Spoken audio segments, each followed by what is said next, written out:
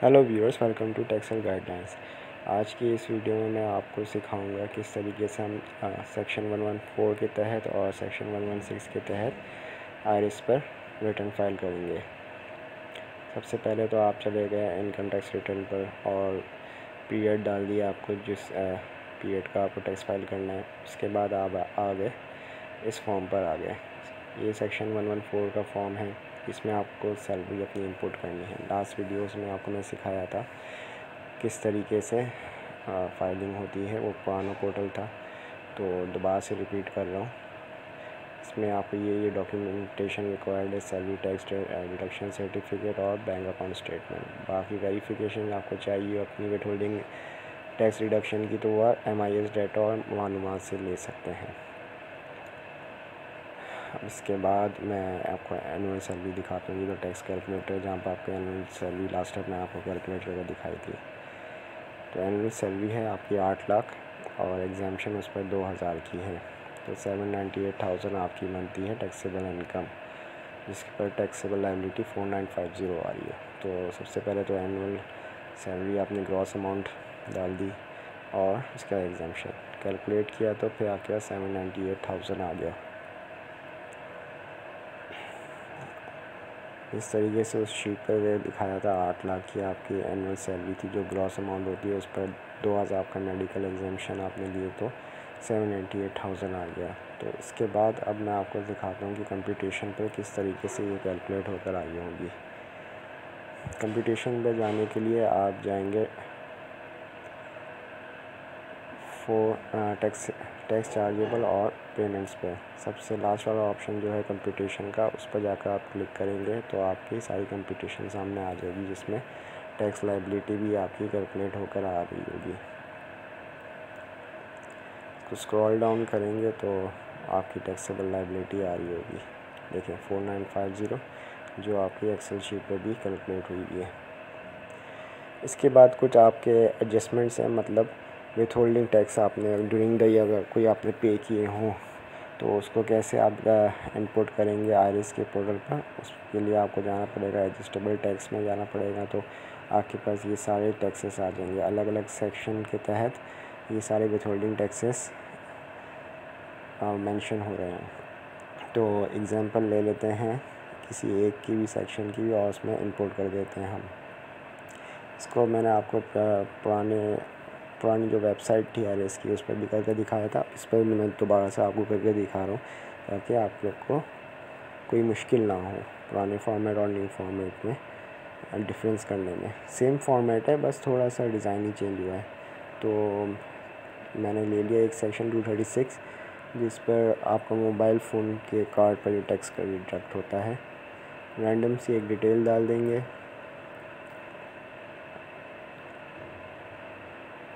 कोई भी नंबर लिख लें, जो आपका नंबर होगा जिस पर आपका टैक्स डिडक्ट हुआ होगा, तो आप वाला नंबर लीजिएगा। मैं तो इसमें रैंडम सा नंबर डाल रहा हूँ, ताकि आप लोग को एक एग्जाम्पल के तहत सिखा सकूँ। वही अमाउंट डाल देंगे जो हमारी एक्सेल शीट पर थी, 650, वो डाल दी। अब इसके बाद दूसरा हम ले लेते हैं इंटरनेट बिल। इसमें भी रैंडम सा कोई एग्जांपल मैं डाल देता हूँ। इंटरनेट डिवाइस का जोन की डाल दी मैंने, और ऐसे कोई नंबर डाल दिया।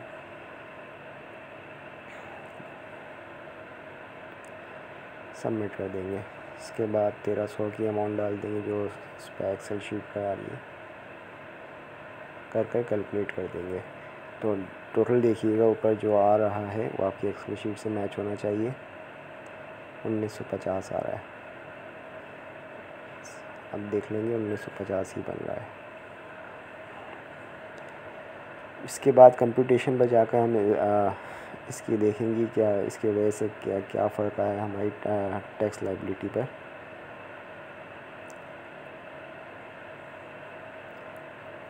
दोबारा से चार्जेबल टैक्स और कंप्यूटेशन पर चले जाएंगे, चार्जेबल टैक्स के टैब में स्क्रॉल डाउन कर लेंगे सबसे नीचे जाकर, और देखेंगे वहाँ पर विथ होल्डिंग टैक्स देखिए मेंशन हो रहा है, विथ होल्डिंग इनकम टैक्स 1950, और हमारी लायबिलिटी उससे कम हो गई है, क्योंकि ऑलरेडी हमने टैक्स पेज कर चुके हैं। तो ये हमारी एनुअल जो लायबिलिटी निकलती है टैक्स की उससे कम हो जाएगा। अब जिस तरीके से हमने ये टैक्स पे किया है उसी तरह सैलरी पर भी हमारा हर मंथ टैक्स डिडक्ट होता है, तो वो भी एक तरीके से एडजस्टेबल टैक्स है।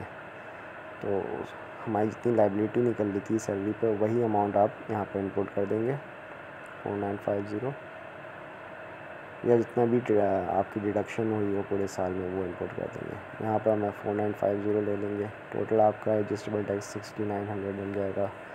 अब जाकर कंप्यूटेशन में देखेंगे कि इससे क्या फ़र्क आया है। इससे ये होगा विथ होल्डिंग टैक्स आपका बढ़ गया होगा और जो आपके एडमिटेड टैक्स था वो ख़त्म होकर अब आपका रिफ़ंड बन गया 1950 वही जो आपने एक्स्ट्रा नहीं, वो मज़ीद आपने जो दिया था विथ होल्डिंग टैक्स कार्ड और इंटरनेट पर, वो आपका रिफ़ंड मिल जाएगा। तो होपफुली आपको ये समझ आया होगा सेक्शन 114। अब इसके बाद 116 में आपको एक्सप्लेन कर देता हूँ। ये वेल्थ स्टेटमेंट होती है कि पूरे आपकी जो वेल्थ में आई हुई चीज़ें उसको आप किस तरीके से आप शो करेंगे अपने आरएस के पोर्टल पर, जो उसका फॉर्म है। तो स्टार्ट लेते हैं। सबसे पहले हम चले जाएंगे पर्सनल एसेट्स और लाइबिलिटीज़ पर। वहाँ पर अपनी पर्सनल एसेट्स की इंफॉर्मेशन डालेंगे और लाइबिलिटीज़। इसी तरह ये पूरा फॉर्म है। इसी तरह आपका पर्सनल एक्सपेंस आ जाएगा, उसमें भी आप कुछ एक्सपेंसेस ड्यूरिंग द ईयर की होंगे वो डाल देंगे और इस तरह फिर आप रिकंसाइल कर लेंगे।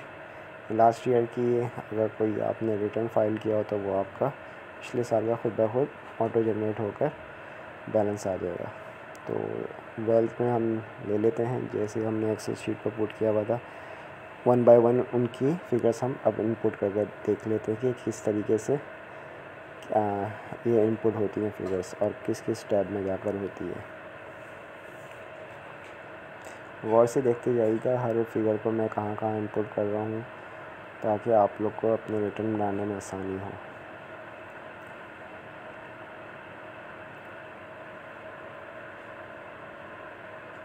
इसी तरह आप फ्लैट की डाल देंगे इंफॉर्मेशन।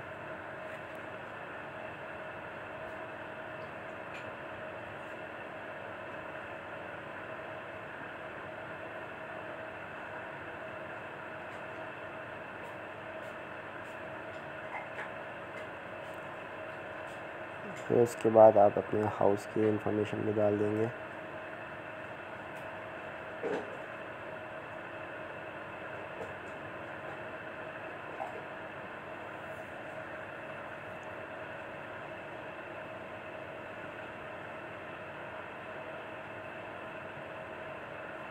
अब ये कंप्लीट होने के बाद फिर इसके बाद आपके पास आते हैं टोटल। आप वैल्यू कैलकुलेट कर लेंगे तो आपके पास टोटल प्रॉपर्टी आ जाएगी जो आपने इंपोर्ट की है उसकी वैल्यू पर आ जाएगी कैलकुलेट होकर 14.5 मिलियन की हो गई। इसके बाद आप फर्नीचर की डिटेल डालेंगे।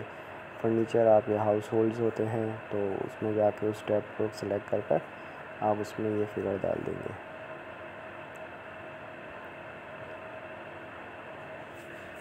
उसके बाद आपके पास आया थी व्हीकल, मोटर व्हीकल के भी आपका से टैब आ रहा होगा, उस पर क्लिक करके आप इंफॉर्मेशन डालेंगे अपने व्हीकल की और इंपोर्ट कर देंगे वैल्यू।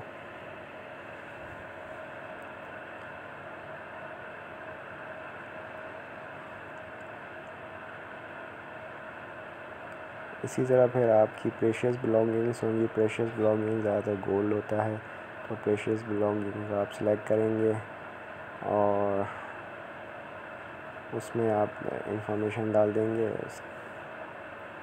गोल्ड है तो आप गोल्ड मेंशन कर देंगे और उसकी वैल्यू डाल देंगे।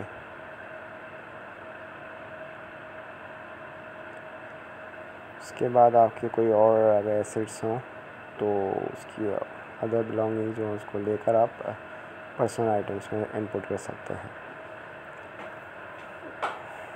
इसके बाद आपके आता है कैश एंड बैंक, तो मैं इसको कैश प्रिज्यूम करता हूँ और कैश की टैब में डाल देता हूँ।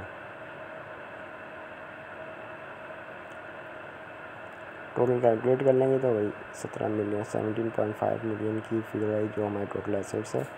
इसके बाद हम लाइबिलिटीज़ की फिगर्स इंपोर्ट करेंगे।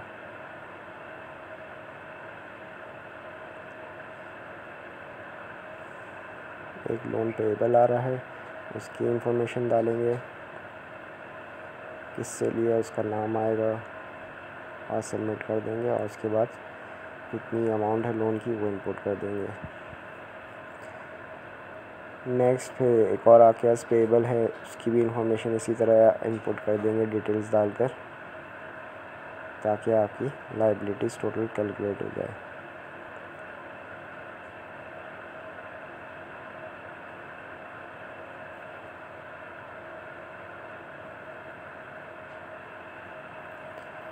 फिगर इनपुट कर दिया, अब कैलकुलेट कर लेंगे। टोटल लायबिलिटी आपकी आ जाएगी 794,000 की, और वही लायबिलिटी आपके टोटल एसेट से माइनस होकर नेट एसेट्स बना देगी। देखिए सेम फिगर आ रही है, मैच कर रही है। तो इसके बाद हम आ जाते हैं रिकन्सिलिएशन पर। अब हमारे पास रिकन्सिलिएशन पर है 16 मिलियन की एसेट इंक्रीज़ हुए हैं। अच्छा, अब 16 मिलियन के हमारे एसेट्स जो इंक्रीज़ हुए हैं, अब इसको रिकन्साइल करने के लिए हमें ये भी पता होना चाहिए कि ये कहाँ से, मतलब कि, और उससे पहले मैं आपको इनफ्लो में आपकी सैलरी डाल देता हूँ। एनुअल सैलरी वो भी आपका इनफ्लो था, कैलकुलेट कर लेंगे। अच्छा, अब ये 16 मिलियन का जो मैं आपको बताया था 16.7 की जो इंक्रीज़ हुई है वैल्यू, अब FBR को तो हमें बताना पड़ेगा कि ये हमारी रिकन्साइल कैसे हो रही है, कि हमारे पास एडिशनल पैसा कहाँ से आया।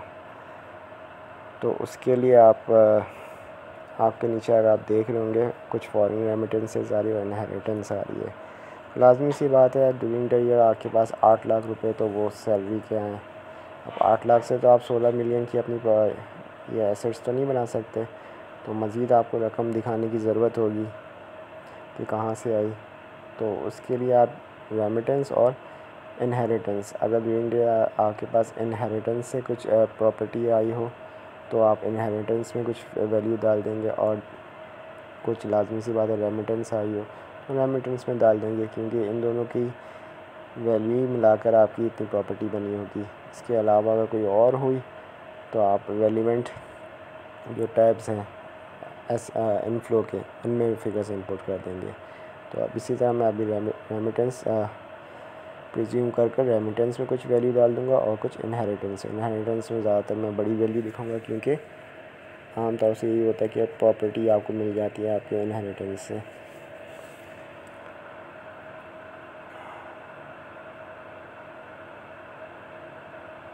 ये आपने रेमिटेंस की डाल दी, इसी तरह मैं रेमिटेंस की भी डाल दूँगा वैल्यू जो मैंने एक्सेल शीट पर डाली है, और इसी के बाद मैं इनहेरिटेंस की डाल देता हूँ।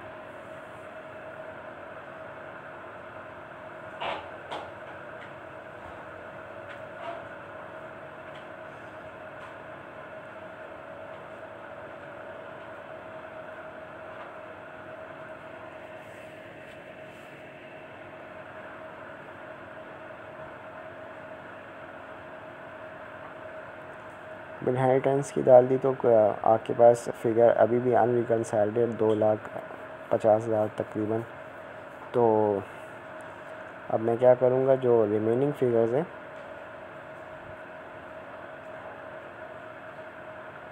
दो, ये पॉजिटिव में आ रही है, इसका मतलब है कि मज़ीद आपको और शो करना पड़ेगा अपना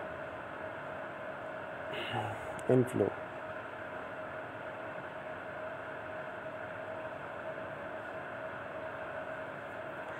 देखें, अगर मैं पर्सनल एक्सपेंस डालूँगा तो ये डबल हो जाएगा।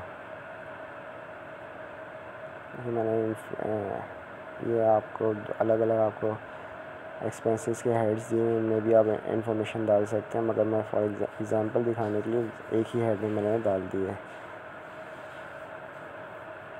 अब देखिए कैलकुलेट किया तो ये आपकी डबल हो गई अनरिकन्साइल्ड अमाउंट, क्योंकि पॉजिटिव में आपके पास आ रहा था अनरिकन्साइल्ड अमाउंट। इसका मतलब है आपके पास और आपको वो दिखाना पड़ेगा इनफ्लो,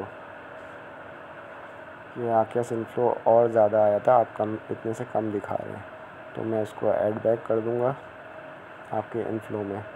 मैं थोड़ी सी रेमिटेंस की फ़िगर चेंज कर दी है, तो इसके बाद देखिए आपकी अमाउंट रिकन्साइल हो गई है। तो इसी तरह मैं इसमें भी चेंज कर दूंगा फ़िगर को, फॉरेन रेमिटेंस की। अब इसमें देखिए आपका अमाउंट रिकंसाइल हो गया है। तो इसी तरह आपकी वेल्थ स्टेटमेंट पर भी आपने देख लिया कि किस तरीके से चेंजेस आते हैं अगर आप कोई सी फिगर का जहाँ इनपुट करें। तो होपफुली आपके लिए ये वीडियो काफ़ी इन्फॉर्मेटिव रही होगी। आपको मैं टोटल सेक्शन 114 और सेक्शन 116 के तहत पूरी आपको मैंने बता दी है कि किस तरीके से कैलकुलेशन होती है। तो होपफुली अब नेक्स्ट वीडियो के साथ मैं कोई न्यू टॉपिक लाऊंगा और आपको उसी लिहाज से फिर पहले कैलकुलेशन करना सिखाऊंगा, फिर और उसके बाद आपको सिखाऊंगा कि IRS के पोर्टल पर किस तरीके से उसको डिक्लेयर किया जा सकता है। तो होपफुली अब नेक्स्ट वीडियो में फिर आपके सामने हाज़िर होता हूँ। जब तक के लिए इस चैनल को आप प्लीज़ सब्सक्राइब कर दीजिए और आगे शेयर करें लोगों के साथ ताकि उनकी भी टैक्स की नॉलेज बढ़ते रहे।